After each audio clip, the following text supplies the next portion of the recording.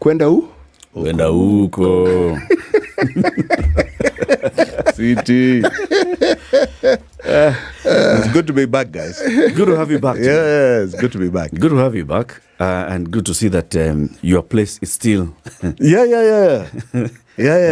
untraceable and unreachable. These people seem to have perfected bad manners. Very bad manners. And it must come to an end. You can't keep trying to do the same thing over and over again. The results don't change. Yeah. Leave me alone in my home. Literally, leave me alone. If you want me, come for me, ask me to show up. I'll show up. Don't try and bombard my home, where my children are, where my wife is, and cause such brutality. You are cowards. Men, when they fight, do. The essence of even principles of war was that men do not fight women and children because you are inviting the same to your own homestead. Men fight out there. What is our fight with this government? It's just politics. It's just siasa. We have a difference of opinion about how this country should be run. And we have our democratic right to do it. Why should it be a war? But why must just a difference of opinion? Why must it that when we differ, as Eric is asking, all we're saying is I think this and you're saying you think that. Why must that constitute a battle? I fully agree with you. It means that we must be speaking the truth. It means that the people we are talking about have no solution. And they cannot take the pressure that is unto them. Because it is leading to the unpopularity and their demise. And the only way you fight back is to come with some form of dominance of guns. These are people who got in with the ballot. And when you get in with a ballot, you cannot rule with a bullet. You look at our neighbors, some of them, like Uganda. He came in with a bullet. Maybe he is allowed to rule with a bullet. But in Kenya here, you're not going to rule with a bullet. It's interesting that you say that, Jimmy, because one has to ask the question, then, why you? Or are there things that you have been saying from what that has made or that has created a situation of uncomfortability that they feel that government or state actors now feel as though they must come for you? Why you? What is it that you've been saying? What are you doing, Jimmy? I think the biggest fear is that we are changing the way politics is done in this country. What I like to call the center of gravity of our politics is fundamentally changing. And we have been speaking it for the last 2 to 3 years. And many people are not hearing. Many people are wondering what you're talking about. The people who are currently in so-called power thought they could ignore it until Gen Z came out. And Gen Z came out, and you could hear their issue. It was the economy. You could hear their issue.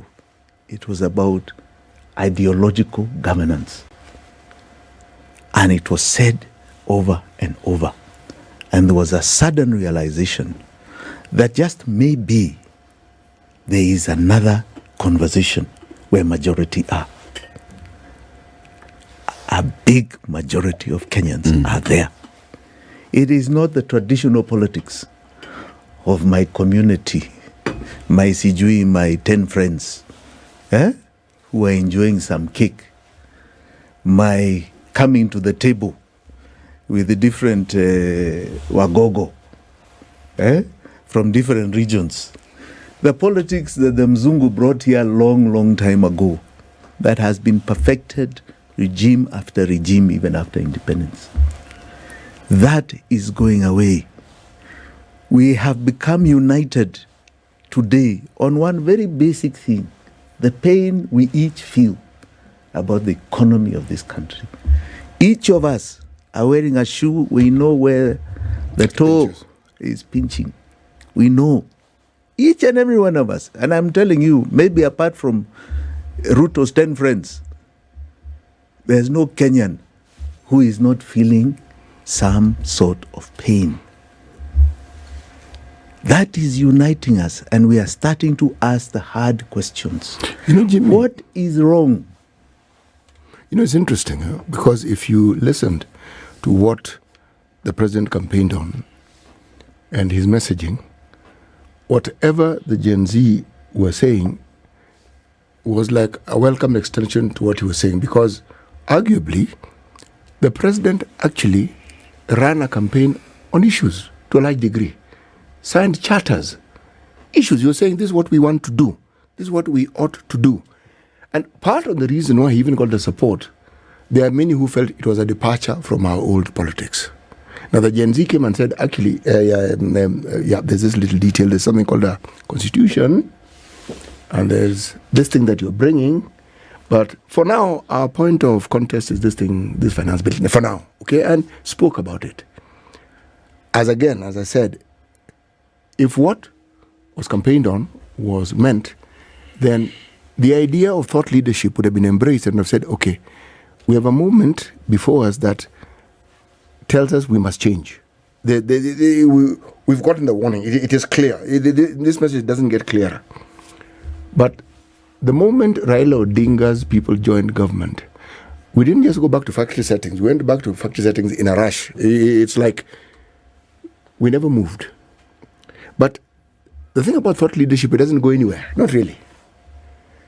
The idea is a seed. It's been sown. There is nothing you're going to do about it. Ignoring it is the best you can do, but at your own peril, really, because those ideas have a tendency of growing. And especially if they represent something that the smallest denominator of a Kenyan understands and says, actually, I have a problem. It wasn't always this the case. The question that I ask myself over and over and over again, Jimmy, you have spent a lot of time with the politicians. What is it that our political leadership, not politicians, political leadership, what is that they don't understand about ensuring that the economy grows and that we have a huge economy? Do they not see the benefits even to themselves of a huge economy? CT, that's a fantastic question. And with it, because we started on this show primarily talking about civic education, I want us to go backwards. Because Ruto is just but a symptom of something that started here in 1887. When a company called Royal East Africa Company came to Kenya from India. Royal British. No, not IB. Royal East Africa Company first. Yes. And then in 1902, you had IB, Imperial British East African Company. Yes. This company came after the so-called Scramble for Africa conference in Bismarck did in what was called Prussia at the time. Now, what was its motive? It came here to extract resources, to exploit the people. And they didn't pretend about it. Right? And to dominate. They did not pretend. It was a private company coming here for profit. In 1902, when it changed to Imperial British East Africa, yes, Kenya became a protectorate. Correct? Yes. And as a protectorate, the British government was sort of saying, we are now coming in. That company, you talk about IBEA, now became the governance of Kenya. So this is a private company here to make profits, right? Who became the civil servants? Those people who are here to extract, exploit, and dominate. Who became the policemen to dominate? They are watchmen who are there to protect the master's property and the master's exploitation and extraction. In 1920, it was formalized in full. That has been the model of Kenya. But remember, even as they were so-called extracting and exploiting, they were always bankrupt. They kept being bailed out. Why does not sound dissimilar to what we are doing today? And who kept bailing them out? The British government. Yes. And then they tried to bring taxation. All right? And they started with the hard tax and many other taxes.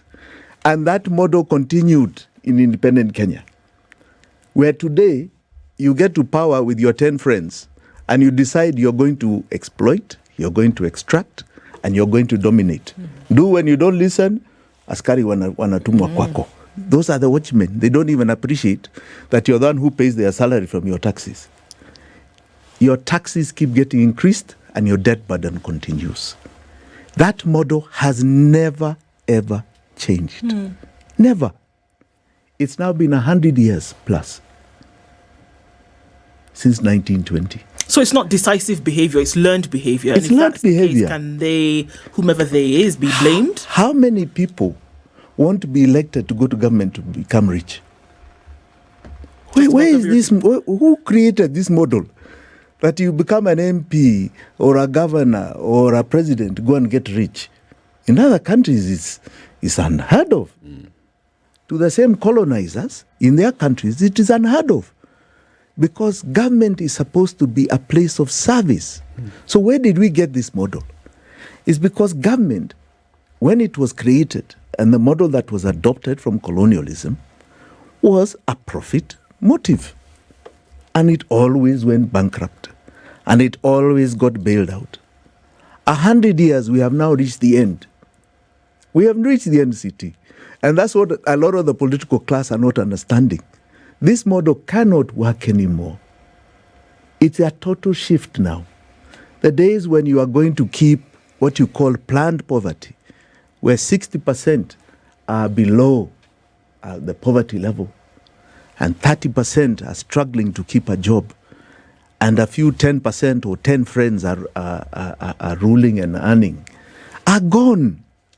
That model is gone. What's a sign that it's gone? This is the sign you're now seeing. We are at a situation today where we cannot raise more taxes. I'm glad, CT, you talked about reject finance bill. Yes, Gen Z rejected it, but they continued demonstrating, which means the pain was still there even after the rejection. All right?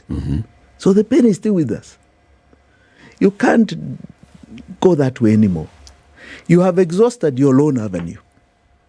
You're on your knees, begging the world to save you. Our president has literally become a slave to the conditions in this country that he helped create, and a slave to people he's begging to keep alive. He is currently in political and economic ICU as William Samoei Ruto. That is the state of our nation. We are at an end. We are not producing. And we are saying no more of this. The Adani thing is a case in point. So what happens here with exploitation, extraction, and dominance is that now when you have taken our taxes to pay debt, because you become a slave to debt, what else do you come for? You come for assets, because we need to be bailed out. So a new colonization wave comes. Royal East Africa Company of 1887 is no different to what Adani is trying to do at the airport. You're now coming for our blue chip enterprises and taking them for 30 plus years and colonizing us further. The next to be Kenya Power. The next to be our climate. The next to be our minerals. So we become slaves for another 100 years.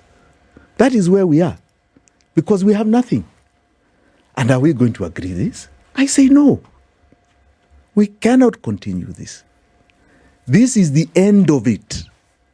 And the political class don't get it. They don't understand that now we are very interested in civic education. We want to understand. We are now very well aware of what is going on in the world. Where we are, it is not like our forefathers who did not even know what reading a book was. We are at a very different stage in our lives. And we are not going to be colonized anymore, whether by our local colonialists, our neo-colonialists from outside. We are cutting off this chain, and they don't get it. Do we get it, Jimmy, the way you're saying? Yes. Oh, yes. Look at the amount of civic education now. Because, yes, on. there's civic education, there's awareness, there's a clamor for change. But do we have a clear definition of what that change is? There are clamors for change even throughout that 100 years. Even throughout, the clamor for independence was a clamor for change. What was that? What is it that they were looking for? They were looking for self-governance, or so they believed, that having somebody who looks like you, who speaks your language, being your president or your leader, that is self-governance. Was it? Did it liberate the people? We talked about the second liberation of the country. It's about our system, our political party, allowing multi-party elections and plurality in conversations. Did it change? No. Were we aware what we exactly were looking for and what was...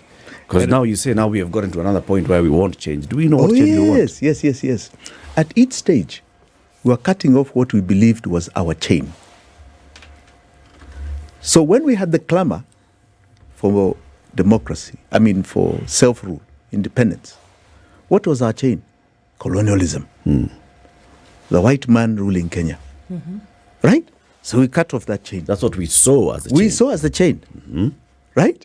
The next part, we said, you mean we removed the chain of the Mzungu to put our own dictator? Right? Yeah. We are not going to be a chain to a dictator who tells us how to breathe, how to walk, right? When we can even go to the toilet. No, we are cutting off that chain, and we cut it. Then we thought along the way, hey, maybe this constitution that came in 1961, when people were still thinking about how to enslave us, is the problem. So we went and we cut that chain. Okay? 2010. And we actually produced a very good document. Really. Yeah. Doesn't need to even be altered even with one comma as far as I'm concerned. Now, so we can speak. We have political rights. We can go to the ballot. But our problem is still persisting. Our economic problem is still persisting. So what is our current chain? And that's what we've been discussing on this show. Jimmy, what we see as a chain, what they saw as a chain in the 60s, in the 50s into 60s, what we saw as a chain in the 80s into 90s, what we saw as a chain in the 2000s. Like you just told us, that was actually not the chain. No, it was part of the chain, but not the entire chain. Now, so now that we are saying that we are looking at this new chain, is this a big chain? It's not a new chain. It is now the final chain. How do we know this is It's the economic chain. And the economic chain comes with system. I told you about the system of a company that came here that became a government. That's a political system and an economic system that was embedded for three things: exploitation, extraction, and dominance. And that's what we're going to change. And two, what is our chain today? I've been on this show for the last 2 years talking about a chain of debt, which is extraction, the biggest extraction to our life. The biggest. Once we cut off that chain, I can assure you, and create a different political order that is not about a government that is extracting, exploiting, and dominating. I can assure you, you have freed the Kenyan to go and prosper. And this is where now ideological politics comes in. New plans come in. What is one group and what is another group? All right? What is Jimmy's ideology about a future? Am I a capitalist? Am I a socialist? Am I this? This is now where you start getting debate about ideology. All right? Political systems and economic systems. And this is where we are headed. This is the turning point. This is the turning point that defined all the great nations of the world, even America. The first debate about what you called two thoughts was about those who are anti-federalism and those who are federalists. You had those who were thereafter for slaves and against slaves, right? And that was the foundation of what you found as the Democratic Party and the Republican Party. You can take that history and carve it anywhere in the world, what is left and right. This is where we are. And the politicians don't understand this, because the model they have used is the same one that was embedded by the Mzungu. The same one that said, okay, you are the Wagogo of the Wajaluo. You are the Wagogo of the Mijikenda. Come to the table. When you come to the table, everyone in your community is supposed to feel they are represented. You can eat. Because you're eating, everybody else must be full. Right? But it's a club. What is this broad-based government that City is talking about? Ruto's using the same old 20th century tactics in the 21st century. Right? You're bringing people to the table thinking you're solving the problem. You're not. You're not. The problem is still persisting. Pain has not gone away. Right? In fact, I pity him if he imagines so. It was on this show, and I said it publicly, and I said it in public fora, that there is a revolution coming. People thought I'm talking, which Kenyans are going to revolt? What are you talking about? I repeat on this show, who told you the revolution is over? The pain is still persisting. The problem is still there. Who told you it is over? Of course not. Anytime, if we're, you see, I'm taking a leaf from Jimmy's book. We're going historical here. The history that we've had in this country is that every time political leadership is faced with truths they do not particularly want to face, they become violent or they become oppressive. And then they do something else that, Eric, you introduce the show kicking the can down the road, meaning finding someone to blame. Jimmy, when we had the protests, there are those who said it is you, among others, who are behind those protests. Some were even bold in saying that you funded the protests. In fact, I wanted to say, I know Jimmy, so maybe if he's funding the protest, I can also go to him and tell him, Jimmy, I also want to protest. So fund me. 1 + 1 equals. Good one. Now, in the time you have been in the company and you have done business with politicians and political entities, what has been your take when something that could have been discussed suddenly becomes violent? A spotlight has been shown. Anytime a spotlight is shone on the truth of what is really happening, it is akin to what the Mzungu used to do. When we clamored for self-rule, what happened? People died. People died. We don't even know the exact numbers. No. Entire communities were detained, taken off their land and detained. Why is it any difference?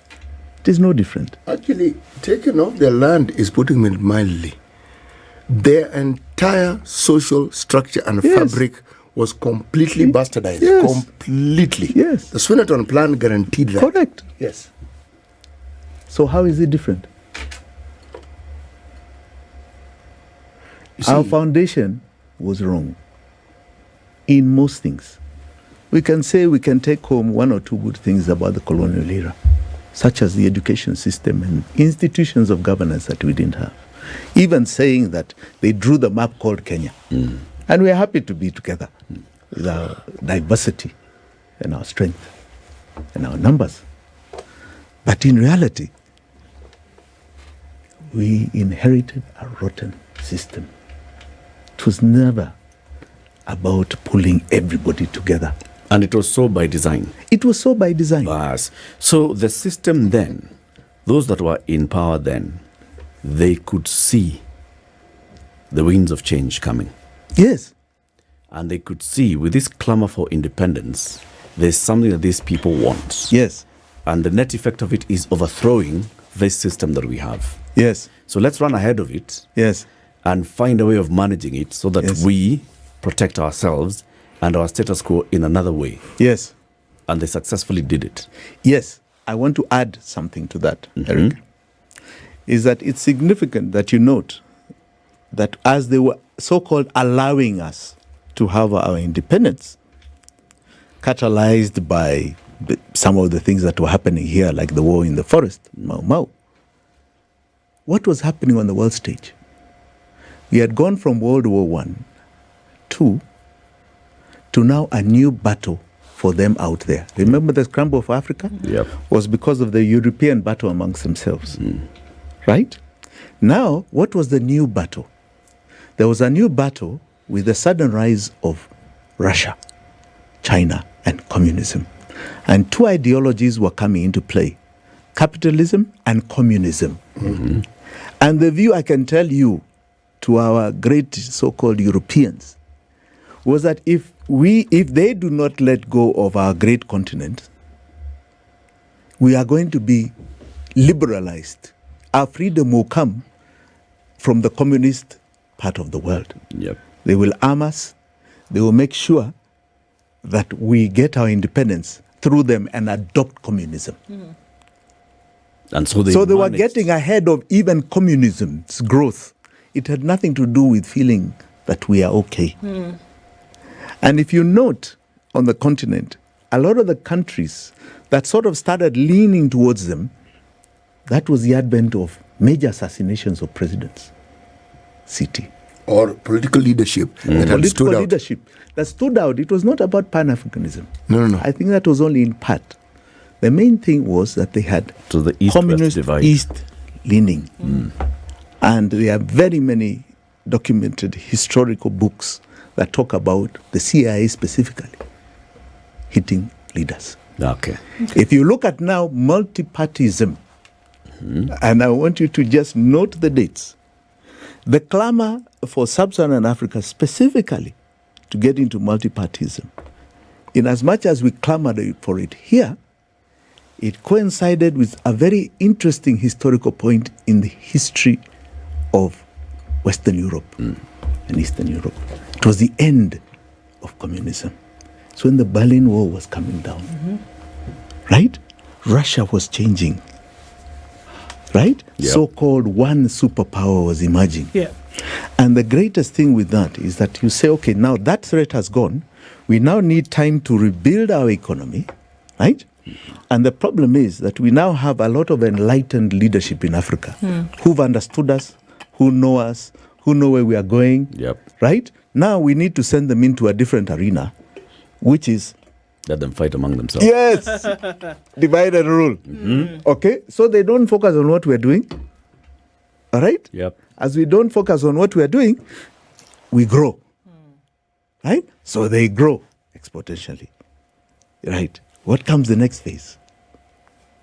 Where are we now?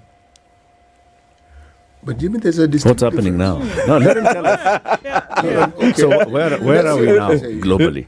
What's happening now? What's happening now globally? So as they grew, what did they send as their chain to us? Debt. Right? They grew financially. This is where World Bank, IMF, the printing of the dollar grew. The Western world, right? At our expense, at our exploitation, grew exponentially, especially in the finance world. And then they come back and they start talking about one reform after another, right? Creating situations where we cannot compete.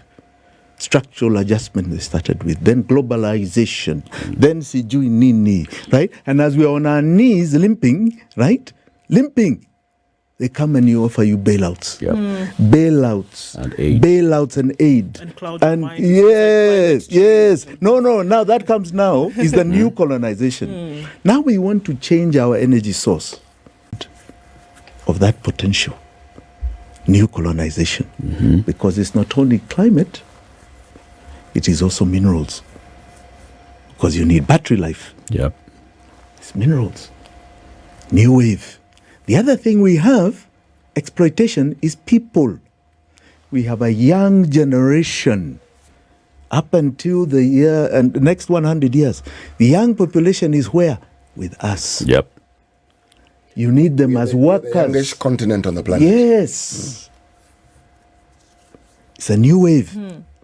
And unfortunately, just like those periods, we had our slave traders. The local we had our nyaparas. home guards. Yeah, it was not possible Even- to have it without You local. have- Yes. representation. You have come to my point, Jimmy, that throughout there's the overall owner of the system who can see the change Yes. and they appreciate the change Yes. and they run ahead of the change. Yes. And then there's a local player who is also in a way seeing the change and taking advantage of seeing where to position themselves. Correct. Now, the current leaders are your friends, all of them.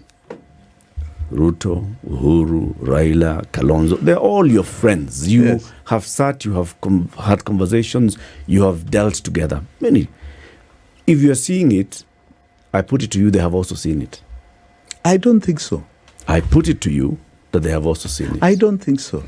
I believe. And not just them, but the system is preparing itself for the next. Which is why I come back to that question I asked you, are we sure of the clamor of the chain that we are going after, whether it's actually the chain that's going to give us the freedom, or are we going to be managed again into our so-called freedom? Do you know, there are many people, even as the clamor for our independence came up, they'll tell you there were a lot of people who used to argue that the African is not ready to rule himself. All right? And I want to tell you, even today, those friends you're talking about, they do not see it as clearly as we're discussing here. They have been inculcated in a very different system. Jimmy, what do they see? What do they see? Yes. The politics of the 20th century. But are we not looking at I'm a Mugogo, okay, right, with my flock that is sitting at the table. Are you not seeing it? But don't you don't? We even have leaders who are going around the country talking about their own communities. Jimmy, is it not All right, the same and saying, Guze. what has changed? That's what I'm saying. Yeah, There really is no change. yes, Because they if we don't look- see it. If we Eric, look I at what disagree with you. happened many years ago, Yeah. when we talk about the exploitation and the extraction, there was not just extraction of resources; there was extraction of people. Exploitation of people. Yes. This did not happen without the the local people making it possible. There Yes. were local individuals who made sure or made it possible for this extraction to happen. You don't just Yes. come in and take over like that. There's somebody who gives you somebody who makes a way for you on the local side. So if we're saying that the same thing is replicating itself in 2024, where there are nations around the world for who this extraction continues, today in the name of debt, today in the name of aid, and the neo-colonialization that we're talking about, then I put it to you that there are still local people who are allowing that to happen. They can see exactly what is going on.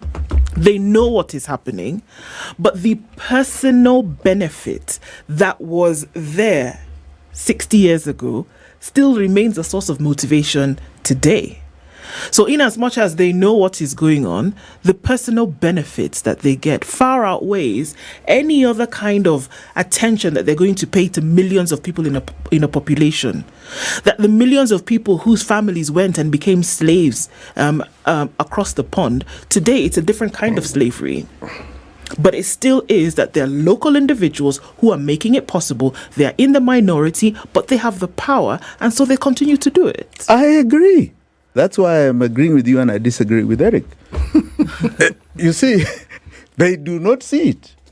And if they do, and I don't think they do, they are very happy with the status quo. But that's what So makes they it are worse not for me. they are not change agents. That's And what makes it worse for me. that's why I'm saying that the center of gravity of our politics has changed. But that's what And makes if you Jimmy, want to understand it, Gen Z. I get it, but this is why I'm saying that it makes it worse, Jimmy, is because, and I keep saying that, you know something, you are aware of it, that's bad enough. But being aware of it and still continuing to do it, for me, makes it worse. That you are very aware of the detriment. You think the people who were passing off families of people in the slave trade in the 1800s, 1900s, you think they didn't know how bad it was? They knew. Did. But the personal gain far outweighed any other kind of, shame that they would have felt. Always. It's the same thing today. that there are people who know that Kenya continues to be in the shackles of debt. They know that the corruption is bad, but they also know that they will not get caught because nobody's going to put them to task. For me, that makes it worse. That you are very aware how detrimental this is to the people of Kenya. You are aware, but you still continue to do it because the personal gain far outweighs any kind of shame that you will feel. Correct. And you've been allowed to get away with it. So they are aware. It's so much more worse. So you're in agreement with me? I agree that they know what's happening. They know how bad it is. Yes. But they still continue to do it. For me, that's why you should go to the gallows. You know, and you still continue to do it. Now you brought in a new thing, which is they should not get away with it. No. Right. So, again, fundamentally, there's history to that. We allowed the colonialists to get away with it. When we got independence, we allowed the home guards, who you're talking about, because those are similar to the home guards, to get away with it. In fact, they became administrators. Yep. In You new put them in government. government. We put them in government. Yes. Right? Every single turn. Today, you have impunity in our faces. You have an IG and a police force that has decided the law and courts are irrelevant. They are perpetuating anarchy as though they have a monopoly of it. All right? They are told to appear in court. They don't appear. They are told to produce people. They don't produce them. And they get away with it. And tomorrow's a new day. So listen, it is something in us. And when you start saying you want people to be held for account, you're told, when you move to your revenge, you know, the country is more important to go forward than backwards. You're given all sorts of reasons as to why. So we are our own worst enemy. We have allowed it, right? And I think in principle, when Jomo Kenyatta took power, he said, we forgive, but we should not forget what has happened to us. Somewhere, that sentence has been abused since for the last 60 years. It has been abused. We forgive, but we do not forget. We not only have forgotten, we have forgiven, and we have just moved on. Have we? We have tried to move on, and it is now eating us. Again, have we even tried to move on? You see, we talk of imperialism because that's what it was. European, not British, European. And if you look at the companies that came here, part of the reason why, whether they went to India here, they had access to a lot of power. Their government supported them. Now, individuals may have grown rich, but so did the country. Yes. Fundamental difference. The leadership that we have get richer, the country gets poorer. You see, we adopted, that's why I go historically, the Mzungu method here, the colonizer's method. He came here to extract, exploit, and dominate. He didn't come here to make the African rich. No. No. They still don't. It was so that they become rich. Yep. And they meaning all of them, not just the leadership. That is still there today. Yes. There is a fundamental belief. And, you know, I hope I am challenged that the so-called previous colonizers believe that they maintain their high standard of living at our expense. Our expense. Yes. So the colonizer never left. Never left. He's still here. But And we still have the chain. So like, And he still has the traders, the home guards, the facilitators. the vanguards. so we're in agreement, Jimmy. That what?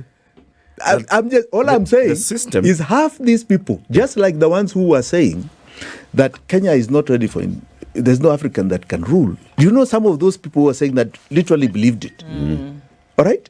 Today, genuinely believed it. Today, we have people that you're talking about are my friends, right?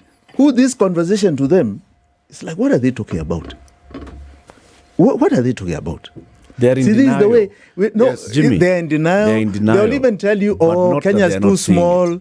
Kenyans are this. Kenya's a poor country. You know, what do? We just have to be on our knees. No, I'm telling you. My point, Jimmy, You be very. they you be, are aware they are in denial.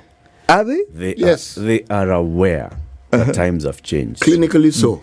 They You are know, in denial. and I think- And they are in denial purposely because they know that accepting means that they disrupt lose. themselves and they lose. Absolutely. But what did we And see? that's why we On that- saw, on that's why that- we saw the Yes. fraud-based, broad-based, whatever coalition coming together. That one, I would argue with you, Eric. Bas. Yes.